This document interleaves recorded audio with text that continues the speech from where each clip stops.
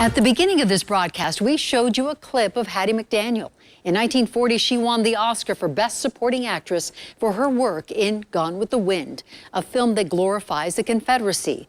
As Russell Haythorne reminds us tonight, even for the supposed liberals of Hollywood, progress is not a straight line. You know their faces. It is not cool to not show up. And their work. Hollywood A-listers on the big screen, TV, and streaming. But have you ever thought about who you're not seeing? The number of black actors, writers, directors is still pretty limited given the current scope and climate. While there have been many strides, there's a long way to go. Let's start this 360 with April Alexander, an associate professor of psychology at the University of Denver, who says don't confuse tokenization of blacks in films. I'm talking about a shrimp catching, but with true representation. So you often have the sassy black friend. Let's have people who are telling the same stories as the majority. Inciting large-scale arrests and sympathy marches. Films like Selma, 13th, and A Wrinkle in Time have earned director Ava DuVernay critical acclaim. Who's doing things right? Probably people who are trying to maintain some control over their creative output. Lisa Kennedy is a freelance entertainment writer and critic for Variety magazine and the Denver Post. Spend much money in there. What are you trying to do? She sees Spike Lee as another gold standard. I used to say the thing I loved most about Spike Lee wasn't just how much I loved some of the movies like Do the Right Thing and Malcolm X, but how he hired costume designers and production designers and cinematographers, all those things that you actually have to have. If you can't change the institutions like the studios, We build the path. Kennedy says you can build others within it. And then, and then all of a sudden everybody wants to sort of join your party because your party looks hotter, cooler, more connected, and more visionary. They're not just there as scenery for white storylines. Tanya Cook is a sociology professor at Community College of Aurora and says bias in entertainment also still extends to women and certainly the LGBTQ population. Representation is allowing that person to be a fully realized individual who has complexity. We need women, black women writers, directors, queer black women writers, directors.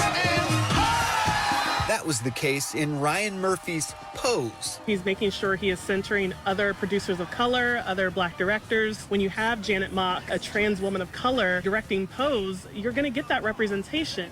For people who aren't exposed to that culture or climate, they might have so many myths, stereotypes, or beliefs about it just because they didn't have exposure. He puts a lot of investment into research. The investment is certainly part of the problem. While many studios say they're pumping out diverse content, a lot of it goes straight to DVD. It's absolutely another form of what I would say is structural discrimination.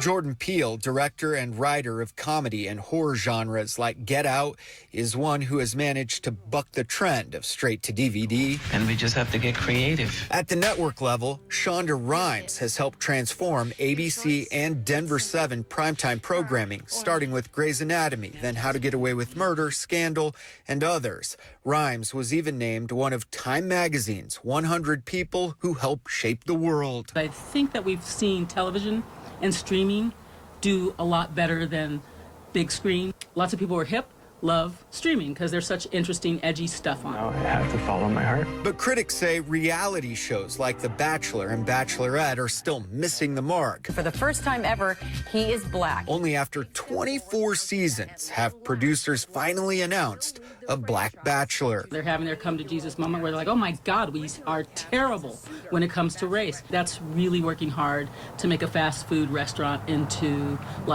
gourmet dining or something. The comics and animated films have been ahead of the game. I waited my entire life for this. With Black Panther and Spider-Man Into the Spider-Verse. The core message of it was anyone could wear a mask, so anyone could be a hero. Whether Elsa is, just non-straight of some identity or is asexual or is just happy being on her own, that should be represented.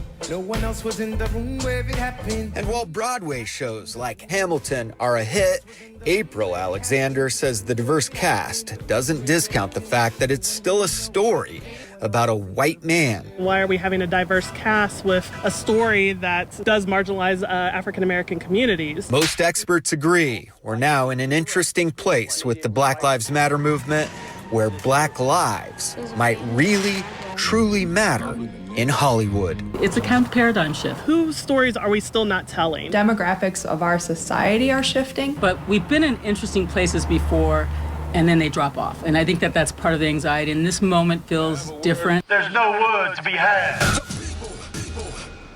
Coming up, conversations on inclusion and how to have them.